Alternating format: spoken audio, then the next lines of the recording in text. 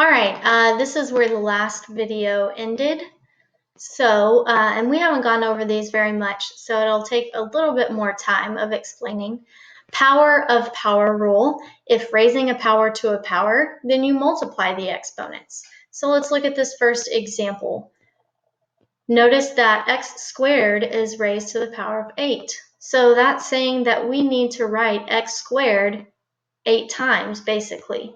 So writing this out, and I'm only going to do this first one just to explain, we would have to write this 8 times. Actually, you know what? I'm not going to write it out because it's going to take a while. So dot, dot, dot. And if we did that, it would be the same thing as saying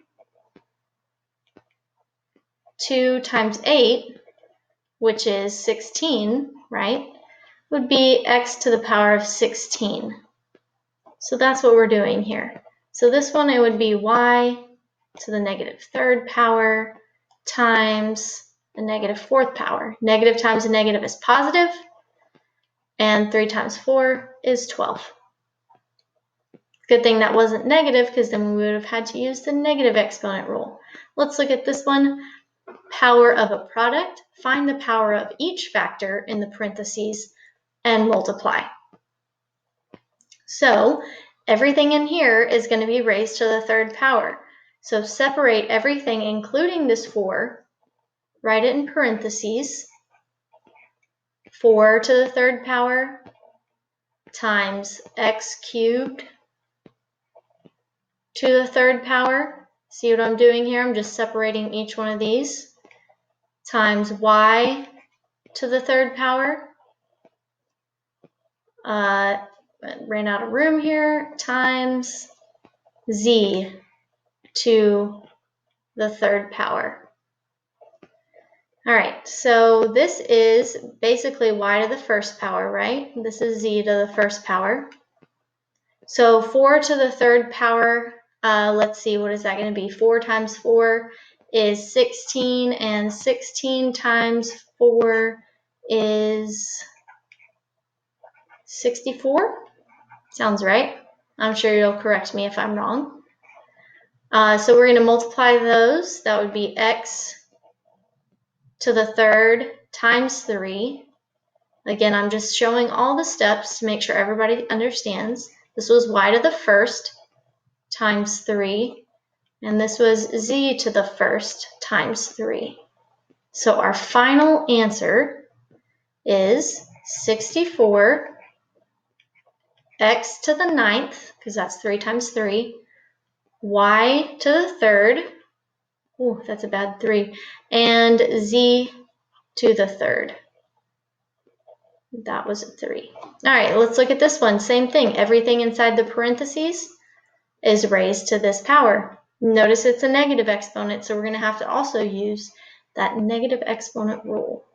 So 7 to the negative second power times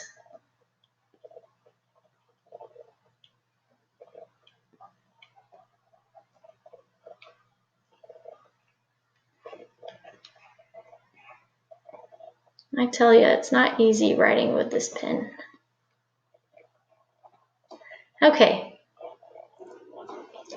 so let's see, this is 7 squared, basically, or we can leave it, let's just leave it like this. Let's write it as 7 over 1. So we have to do the reciprocal. Remember, that's the negative exponent rule. So that's going to be 1 over 7. And what happens to that negative? He now gets to be positive. And this x to the negative second power, so this is over 1, it's also going to have to go down here because it has a negative exponent. So that will be now x to the second power. And this one, let's multiply that first. So negative 2 times negative 2 is positive 4. And that doesn't have to do the reciprocal because it is already positive. So we have 1 times y to the fourth. And all my stuff is running together. So let me just erase this. so I can write my answer nice and pretty, or prettier. So what did we get? We got, now I'm trying to remember, y to the 4th in the numerator. We had a 1 up there, but we don't need that 1. It doesn't do anything for us. And then we had 7 squared. We can leave it as 7 squared. No need to write 49. And we had x squared. So that's our answer there. Hopefully you're catching on by now. Okay, let's try this one. Let's try this one. So 6 to the negative 2nd power. I'm not going to write parentheses on this one. Times x to the negative 6th times negative 2, which is going to give us a positive exponent, times y to the negative 7th to the negative 2nd power times z to the power of 0 raised to the negative 2nd power. Okay, so this has to go over 1. Again, we have to flip that, do the reciprocal to make it positive exponent of 2. Let's just leave it as 6 squared. Negative 6 times negative 2, let's see, that is 12, positive 12.